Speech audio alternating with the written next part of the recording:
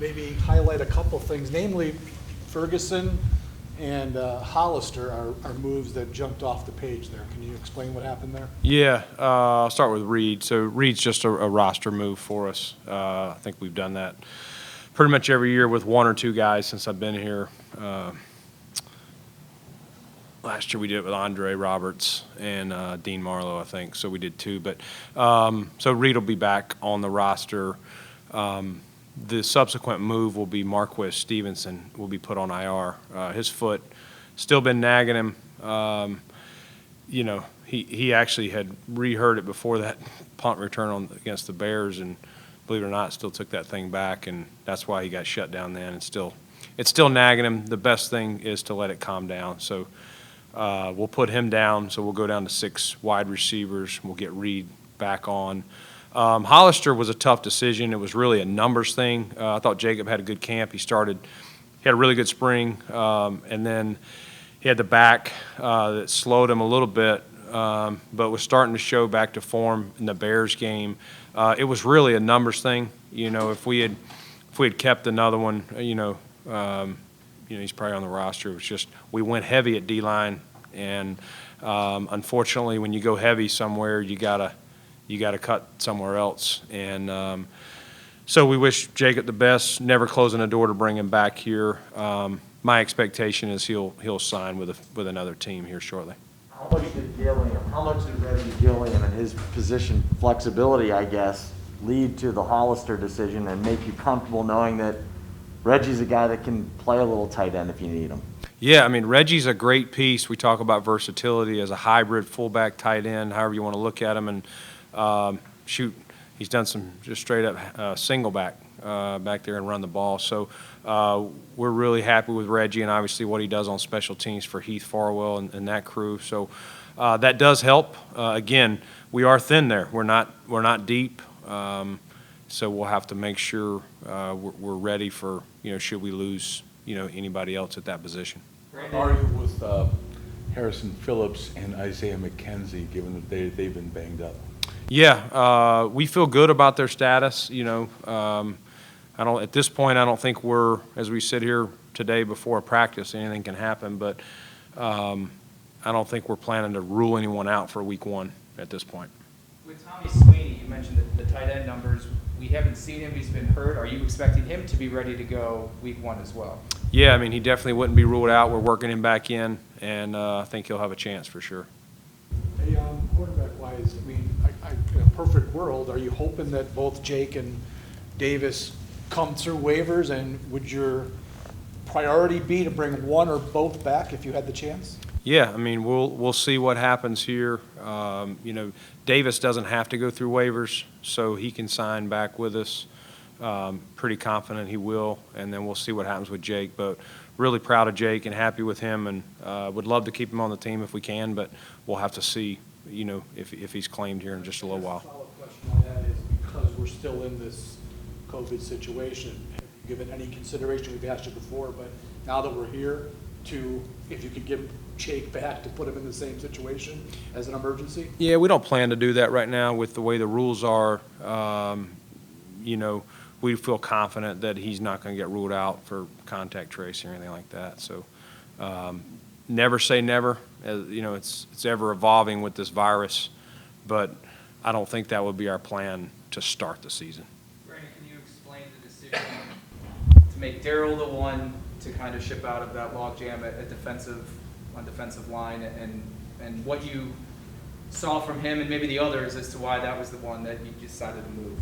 Yeah, it was tough, John. I'm a big fan of Darryl and was real proud of his progress from a 7th-round pick, North Carolina A&T, and he definitely could have helped our team this year. But I mentioned it earlier, we went with 11 D linemen right now, which is about as heavy as you can go.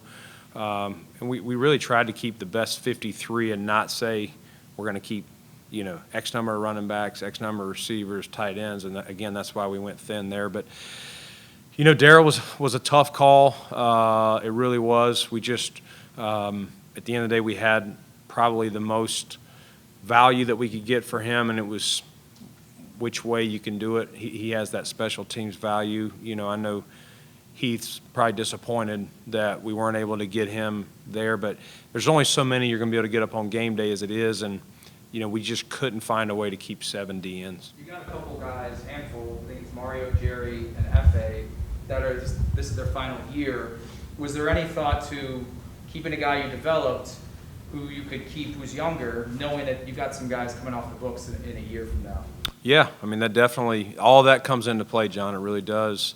These are tough calls, but again, we felt the value to get the 6 back, a hard pick. Sometimes you're getting conditionals, or to get that for him, knowing we've got to reduce by 1, which is 6 is still heavy.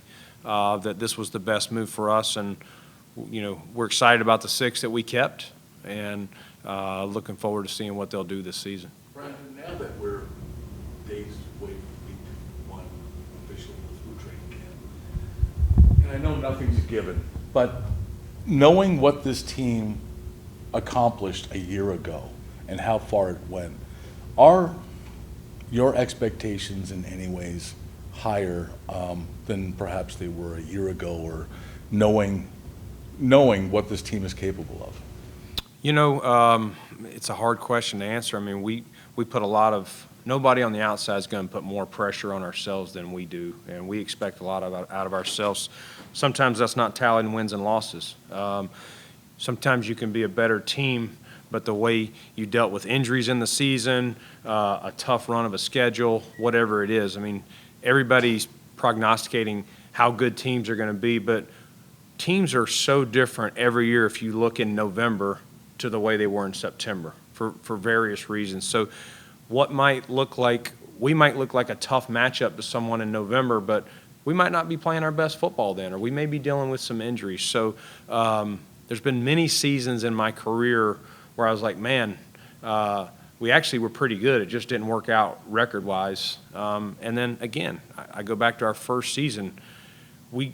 Sean and his coaches did a heck of a job getting us to 9-7. I mean, that was not the most talented roster as we were starting this process here. So,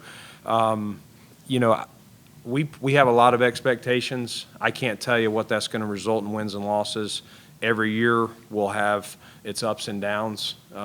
But hopefully we have not only the talent, but the right people in our building to help deal with the adversity. I mean, it's a 17-game season. That's something new as well that we'll deal with this year. I'm sorry, as a follow-up, have you ever been part of a team that, by my count, and I'm not sure if you count star or not, but you're returning 10 starters from last year on each unit. Have you ever been a part of something like that? Yeah, I mean, I think in Carolina once or twice. I can't tell you if it was exactly, but it was like 20 of 22 starters. I can't remember which side of the ball. It definitely helps. It helps you.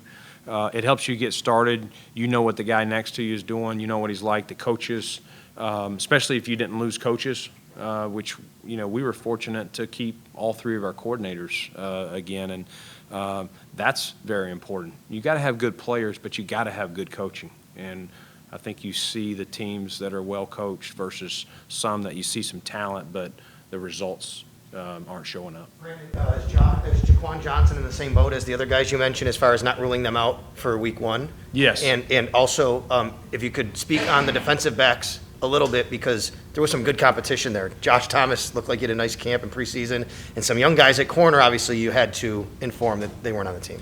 Yeah, I mean, very good competition there, and you're right. Josh Thomas did a heck of a job.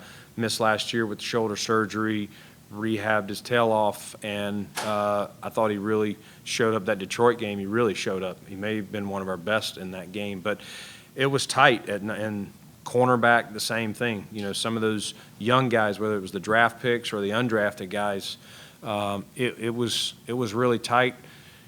Can't lie, I'd love to have kept, an extra safety or an extra corner, but again, we just went heavy position value of the D-line, and that was the thinking there. Well, candidates, I guess, for the practice squad for you to come back and return? Yeah, we hope to, we'll see here shortly who gets claimed, who doesn't, but we hope most of our practice squad, we're happy with most of the guys that we had. So, they they become free agents, so they do have opportunities, if they're not claimed, to choose a different practice squad. But we're hopeful here this afternoon to get a lot of the guys back that go unclaimed. Brandon, two things, David Wallace, Dave Jackson, where are they injury-wise? Yeah, they're both working their way back, and we're hopeful to get them back into practice. I'm not exactly sure how much they'll do from individual to team periods today and tomorrow, because I know we got a break this weekend. But I'm hopeful that a lot of these guys that have been on our injury report are going to be full go when they get back next week. You've got 6 linebackers, and you've got 5 corners on the roster right now. Is that a little bit of a, I know you picked the best 53, but you're light at a position where sometimes you got 4 guys, 5 guys on the field at the same time, and you've got a 6th linebacker. Was that a tough juggle for you? Yeah, part of that special teams too. A lot of times we went with 5 linebackers in the game last year because we had Daryl Johnson, filling some of that special teams. I don't think an end that we kept will be able to fill that. So just trying to, if we went with 5 up on a game day, well, if you only keep 5, if one of those guys goes down, now you're light on special teams. So, and again, part of it is what you opened the question with, Sal, of try to keep the best 53, and that was all in the thinking. How been satisfied with the guard play so far in summer and training camp, preseason, everything along those lines? You talking about the starters or? Starters and the Yeah. Those guys are still working. I think Ike started a little slow coming back from COVID. Cody's had to work his way back, but I think these guys are both trending up. You got to remember they were rotating, and you're only playing snippets here and there. You're not playing a full game. I think that's the best tell sign. Game 1, we're working on just running the ball. We didn't throw it. I think Mitch threw it twice maybe. Second game with Mitch, then we come out and we're just past setting. So even though these are games that we want to win, there's also some themes that, Sean and Brian, and myself, that we want to see to evaluate this group, and that's part of how you narrow it down and the 9 linemen we came up with. But long story short, yes, I'm very pleased. I'm very confident. All those guys have NFL experience, and I have no doubt Cody, Ike, John, whoever is in there playing, whether whoever starts the game or if somebody has an injury, that we're going to be really good there. Are you anticipating Cody will be a starter? We'll see. Yeah. How much did Saran Neal's performance, not only in camp but in preseason, give you guys the confidence to go in with the 5 corners? I know it's a numbers game, but the guys that you have there, if he ends up having to play inside, outside, where's your confidence level? Yeah, I think it is. I think the Detroit game probably wasn't Saran's best, but I thought he did well. The kid in Chicago made a heck of a play on him on that long ball. Saran's one of our best tacklers, safeties or corners. He's one of those hybrid pieces, probably similar to Reggie Gilliam on the offensive side, can do a lot with him. I think in an emergency we could throw him back at safety. He hasn't been just a clean fit in one spot, but we like his versatility, and so that's why Leslie has chosen to let him fill a 4th corner, a backup nickel, emergency safety, and then obviously what he does on special teams. How do you evaluate Vernon Butler's play throughout camp and the preseason? Yeah, I thought Vernon's, again, D tackles, it's the same thing as Starr so much. Last year, because of Starr's absence, I'm going to back up on Vernon. He had to play a lot of what Starr does at the 1 versus the 3. The year before in Carolina, most of his sacks, maybe all of them, but came from playing the 3. And so that 1, there's a lot of responsibility of eating double teams and eating blockers. And Vernon's an unselfish guy. And again, I know there's been talks out there, well, when we first got Starr, he's not earning his money, he's not getting sacks. Well, we never expected Starr to be a sack leader for us or across the league. And the more Vernon gets to play, if we're healthy at the 1, as long as Harrison gets back and Starr stays healthy, then that's going to give Vernon more opportunities at the 3, and I think you'll see more production there. But we like the way he's trending. We think he's had a good camp. I thought he played really well the other day. how the averages are going to wind up, but do you view this, just your gut feeling, as this is a young team? I haven't thought of that. I think a lot of our core players are young. I think we have some, we saved a couple vets on the D line, and then we've got some vets at safety, but I think we're obviously young at linebacker, and most of our D line is fairly young. You feel like a lot of core guys still are ascending? Yeah, I do. I mean, I think, Stephon Diggs had a career year last year. Cole Beasley had a career year. Josh Allen had a career year. Like, until you start to see them, plateau and go that way, you're going to assume that they're going to at least, get a little bit better. And so we feel good about our core. And I'd say overall, I don't feel like most of the core guys that we built this around have plateaued or are for sure not heading south. How different, when you look back to the first time you built the 53-man here, how different was it this time around when you kind of compare it to that first time? Yeah, I mean, I'd say the first two times at this time of year, we were watching tape, all through the night. Our scouts were paring it down, and then Joe, myself, the first year, Brian Gain, and the second year, Dan, Malik Boyd, just going through everything, and then the next morning when the coaches got back in, hey, what would be your preference? We like these guys. This is how we have them stacked.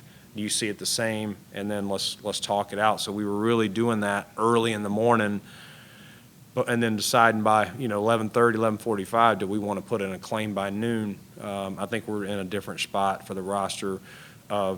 We feel good with where we're at, and so we're not putting in any claims this year. So that's probably the biggest difference from 17 and 18.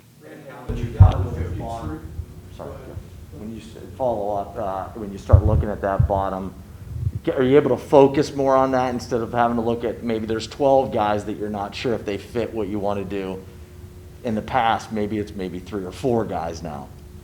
Hold on, restate that. Able to kind of focus maybe a little bit more on the bottom part of the roster as opposed to, well, maybe there's 13 or 14 guys that you're not quite sure if they fit what you want. Oh, I got you. Yeah, definitely you're doing that. And you're really trying to, most of our time, the last couple of days as we're starting to hear reports that guys may be released, we start putting our own board together of who we think, and we start watching them, and then that cut list comes out, and we have a big meeting with our pro scouts, and each guy's responsible for a team, and just like we do in college, and then we have one of the senior scouts as kind of a second set of eyes, and they run through, and we talk about, is this guy a workout candidate? Is this guy a claim candidate? If it's a veteran, is this a guy, do we want to get an emergency list? And we'll, at this point, once all the guys are on practice squad and all that, we'll recreate our own board of claim guys to steal off practice squad,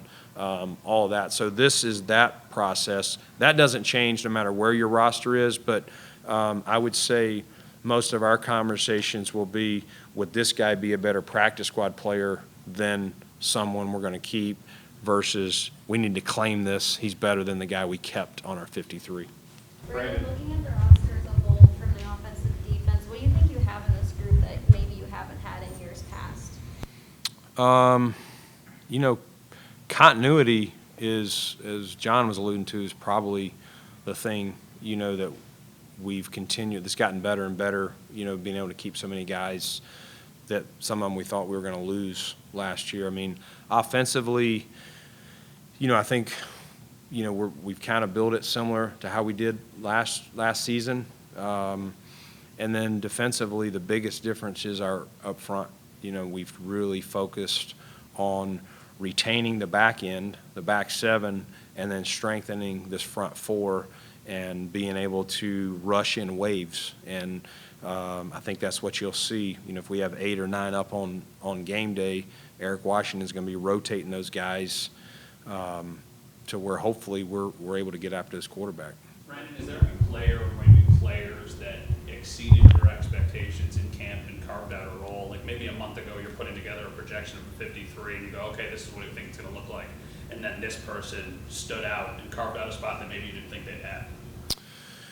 Yeah, that's a good question. I mean, I think I'd say more solidified. I think we had some different things we could have done on the offensive side. I'd say Reggie Gilliam really did a nice job. It's the first time we didn't really hand him the ball before. We just had him as this lead fullback or this hybrid tight end. We decided, on some short yardage plays in these games, and again, some of that was with a two-back set, and then because we were beat up a little bit when Antonio got out, we started handing the ball in Chicago in a single-back set, and that confirmed to us, because this guy played tight end in college, so they weren't handing him the ball out of the backfield. That confirmed that he can be part of that process and could be a short yardage back for us. Brandon, this was probably your biggest exodus of draft picks that you've made at a cut-down date. I mean, what was that like from a personal perspective? Because I know how much you love your picks and love developing those guys, so getting them through that. Yeah, I mean, it gets harder and harder. We said that through the process. At the back end, you're taking swings on traits or on people, and we hope to be able to get a lot of those guys back. We'll find out here shortly whether we do, but you don't want to have to cut them, but you see across the board, I think a couple fifths I saw, fourth, I'm sure those were painful. We took 3 6ths and a 7th, so you kind of know there that you're probably where our roster is now. Maybe year 1 or year 2, we could have kept them all. It just probably wasn't going to work out. Again, hopefully we can continue to develop them. Dane's a guy that 7th rounder a year ago was on practice squad for a lot of the year and makes this 53. I think some of these guys are right there and just need some more seasoning. Hopefully we'll be able to do it, but we'll just have to see. Did cutting Dane last year give you more confidence in trying to expose guys through the waiver system this time around? Yeah, it's hard. I mean, you sit there and you go, well, man, this guy's going to get claimed. But then you go, okay, if we keep him, we cut this guy. Shoot, I can't tell you he's not going to get claimed. And so you still have to pick the right 53 for you the best you can. And, again, the thing that we did, hopefully it proves to be right, time will tell, was go heavy at D-line. And, again, I knew once you start getting 10, 11, I would have loved to have kept Darryl and go 12, but we just couldn't get thinner because on game day, you get to that 48, we're going to have too many D linemen on the sidelines, and we're going to be really thin if we lose another tight end or lose a linebacker, DB. Most of those guys that we kept will all be up on game day. So it just gets to the core where you can only keep so many. There's always a lot of moving parts behind the scenes that we never get to see. But over the course of the 4 years that we watched you work, as far as moves go, what have you, there's been a methodical approach that you can actually view how you're going about to either trading up to get Josh and making all the moves to where you are today and how you stated your vision back in the first year. How have you been able to maintain such a methodical approach outwardly? I mean, I'm sure there's a whole bunch of sharks swimming in your gut, underneath as these moves are happening, but how have you been able to keep this methodical approach that been so successful to this point to get here? Yeah, I mean, you got to believe in your plan, and you got to have a plan that that has experience, and I think you learn from obviously positive things, but many of the things that I took notes on through my years in Carolina are when we tried something and it didn't work, and I'm like, why didn't it work? Whether it was bringing a talented player in that was too big of a turd in the locker room, and whatever the situation is, these were things that how we're going to build this thing. Obviously, a quarterback. Obviously, you got to have the right head coach. We believe in Sean. Those are the first two things. But the rest of it was getting our cap right and being strong up front. These were all part of the plan that takes time to do it. And I think the biggest thing was, we got to draft well, and we got to get this cap right, and we got to find the quarterback. And to this point, that, as long as you're doing that, you can continue to follow the plan. And we still got a lot of work to do. You decide what college games you're going to this weekend? Yeah, I got a full slate. 5 games. Thank you.